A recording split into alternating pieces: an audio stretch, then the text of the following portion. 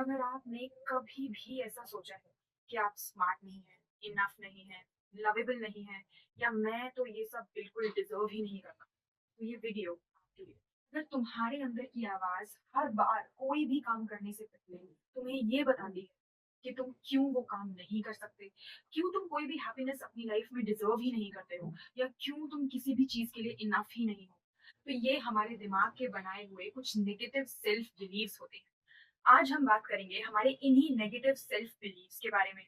कहाँ से आते हैं ये, किस तरीके से ये हमारी लाइफ को कंट्रोल करने लग जाते हैं, क्यों हमें ऐसा फील होता है कि जो भी हमारे बारे में ये हमें बता रहे हैं वो बिल्कुल सच है, और किस तरीके से कुछ स्टेप्स लेके मैं अपने इन नेगेटिव सेल्फ बिलीव्स को कंट्रोल कर सकती हूँ। नेगेटिव सेल्फ बिलीफ से पहले ये जानना जरूरी है कि बिलीफ सिस्टम क्या होता है। बिलीफ सिस्टम हमारी वैल्यूज, प्रिंसिपल्स और बिलीफ्स का एक कलेक्शन होता है। इसी बिलीफ सिस्टम के थ्रू हम अपने आप को और हमारे आसपास की दुनिया को देखते हैं। अगर सिंपल भाषा में कहूँ तो ये एक फिल्टर जैसा है, और इसी फिल्टर के थ्रू हम अपने आसपास की सारी दुनिया को देखते हैं। हमारे अंदर की बिलीफ्स पॉजिटिव और नेगेटिव दोनों तरीके के होते हैं, बट आज इस वीडियो में हम सिर्फ नेगेटिव बिलीफ्स की बात करेंगे। नेगेटिव सेल्फ बिलीफ सिर्फ कुछ नेगेटिव थॉट्स नहीं होते, जैसे कि आज का मेरा दिन बहुत खराब गया। नो, ये उससे भी ज्यादा डीप होता है। ये एक्चुअल में कुछ ऐसे फंडामेंटल कंक्लूजन होते हैं जो हम अपने बारे में बना लेते हैं, जैसे कि आई am not likeable, I am not enough, I am not smart, I don't deserve good things in my life. कुछ नोटिस किया? ये कितने एब्सोल्यूट है, नेगोशिएशन का कोई स्कोप ही नहीं छोड़ते, और हमारे ब्रेन के अंदर एक अनचेंजेबल ट्रुथ की तरह हमेशा प्रेजेंट रहते हैं। एक बार तुम एक चीज अपने बारे में बिलीव करने लग जाओ तो लिटरली तुम्हारा ब्रेन उस चीज को प्रूव करने के लिए एविडेंसेस इकट्ठे करने लगता है। अगर तुम बिलीव करते हो कि तुम स्मार्ट नहीं हो तो तुम्हारा ब्रेन लिटरली हर एक वो मोमेंट को याद रखेगा जब तुम एक्चुअल में स्मार्ट एक्ट नहीं कर पाए, और हर बार जिस सिचुएशन में तुमने स्मार्टली एक्ट किया वो उन चीजों को कंप्लीटली इग्नोर कर देगा। हमारा ब्रेन लिटरली हमारे अगेंस्ट केसेस बनाता है, बट इसीलिए नहीं क्योंकि वो हमसे नफरत करता है, बल्कि इसीलिए क्योंकि वो अपने एग्जिस्टिंग बिलीफ्स के साथ कंसिस्टेंट रहना चाहता है। तो ये बिलीव्स एक्चुअली आते कहाँ से हैं? क्योंकि हम तो ये थॉट्स लेके पैदा नहीं होते कि मैं लवेबल नहीं हूँ, या मैं डिजर्व नहीं करती, या मैं स्मार्ट नहीं हूँ। एक्चुअली ज्यादातर नेगेटिव सेल्फ बिलीव्स हमारे बचपन या फिर हमारे एडोलसेंस के टाइम पे फॉर्म होते हैं, जिनके कुछ मेन रीजंस हैं। मे बी एक पेरेंट थोड़ा क्रिटिकल था, स्कूल में तुम्हें बुली किया गया, या फिर तुम अपने बारे में ऐसा सोचते थे कि तुम कभी किसी की एक्सपेक्टेशंस पे खड़े ही नहीं उतर सकते। जब हम बच्चे होते हैं तो हमारा दिमाग एक स्पॉन्ज की तरह होता है। हमारे आसपास के एनवायरनमेंट से, हमारे आसपास के लोगों से हम अपने बारे में मैसेजेस को एब्जॉर्ब करते थे, और अगर वो मैसेजेस हार्श हो तो वो हमारे दिमाग में चिपक जाते। ट्रोमैटिक और पेनफुल इवेंट्स, कभी कभी हमारी लाइफ के कुछ बहुत पेनफुल इवेंट्स हमारे अंदर एक बिलीफ क्रिएट कर देते हैं। कभी फेल हो गए, कोई बुरा ब्रेकअप हो गया, या किसी क्रूशियल मोमेंट पे आपको रिजेक्शन फेस करना पड़ा, तुम्हारे ब्रेन ने इस दर्द को समझने के लिए अपने आप ही एक रूल बना लिया कि शायद तुम में ही कोई कमी थी, इसीलिए तुम्हारे साथ ऐसा। कल्चरल और सोसाइटल मैसेजेस, हम कॉन्स्टेंटली लोगों के ओपिनियंस से घिरे हुए।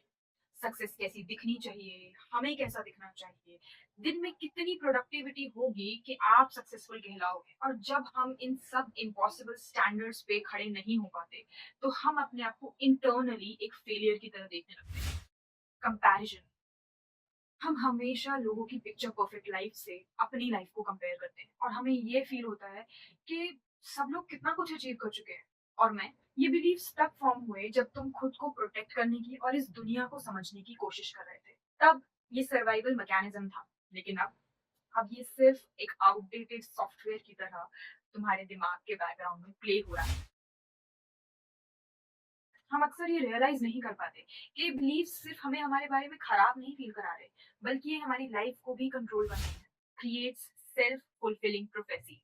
अगर तुम ये बिलीव करते हो कि तुम फेल हो जाओगे तो मे बी तुम इतनी मेहनत ही नहीं करोगे, और फिर जब चीजें काम नहीं करेंगी तो तुम्हारा ही दिमाग तुम्हें ये बताएगा कि देखा, मुझे तो पता ही था कि मैं नहीं कर सकता हूँ, और फिर ये बिलीव और ज्यादा स्ट्रांग हो जाएगा। You always stay in your comfort zone. मैं एक्स तरीके का इंसान नहीं, और हमारे लिए एक रीजन भी बन जाता है वो एक्स कभी ट्राई ना करने का। हम अपॉर्चुनिटीज टर्न डाउन करने लगते हैं, चैलेंजेस अवॉइड करने लगते हैं, सिर्फ और सिर्फ अपनी वो एक सेल्फ इमेज के साथ कंसिस्टेंट रहने के लिए। It effects your relationship.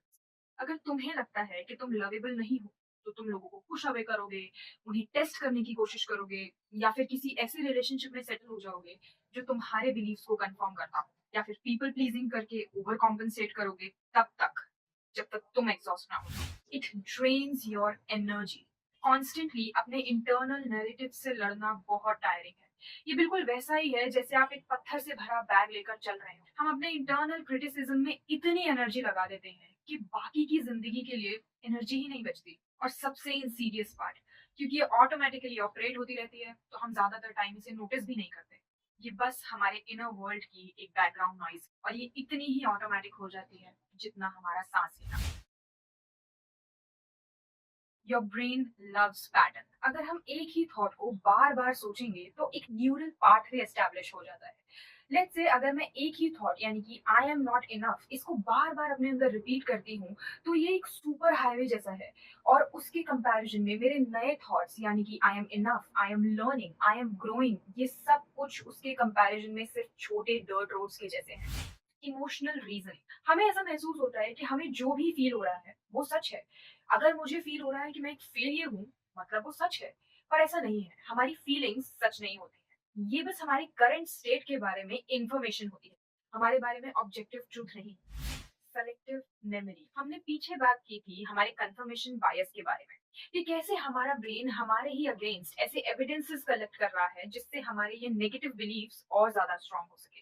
अब क्योंकि हमारा ब्रेन इतने सालों से बल्कि डेकेड से इन प्रूफ्स को, इन एविडेंसेस को कलेक्ट कर रहा है, तो ऑब्वियस सी बात है ये सब कुछ सच ही फील होता है। आइडेंटिटी प्रोटेक्शन, ये बिलीव्स हमें सेफ भी फील कराते हैं। अगर हम बिलीव करते हैं कि हम डम हैं, तो हम फेल होने के रिस्क से वो सिचुएशन अवॉइड करना भी जरूरी समझेंगे। अगर हम फील करते हैं कि हम अनलवेबल हैं, तो हम रिलेशनशिप की वल्नरेबिलिटीज को अवॉइड करते हैं। ये बिलीव्स हमें पोटेंशियल पेन से तो बचाता है, बट एक डिफरेंट टाइप का पेन भी देता है। ऐसा नहीं है कि हम वीक हैं या ब्रोकन हैं, बल्कि हमारा दिमाग तो एग्जैक्टली वही कर रहा है जिसके लिए वो इवॉल्व हुआ है, यानी कि सेफ फील करना, पैटर्न्स ढूंढना, अपने एग्जिस्टिंग बिलीव्स के साथ कंसिस्टेंट रहना। बस फर्क इतना है कि वो ये सब कुछ कर रहा है, बट एक फॉल्टी डेटा के साथ। पर गुड न्यूज ये है कि हम अपने बिलीव्स को चेंज कर सकते हैं। थोड़ा टाइम और प्रैक्टिस लगता है, but it is possible. Notice and name your emotions.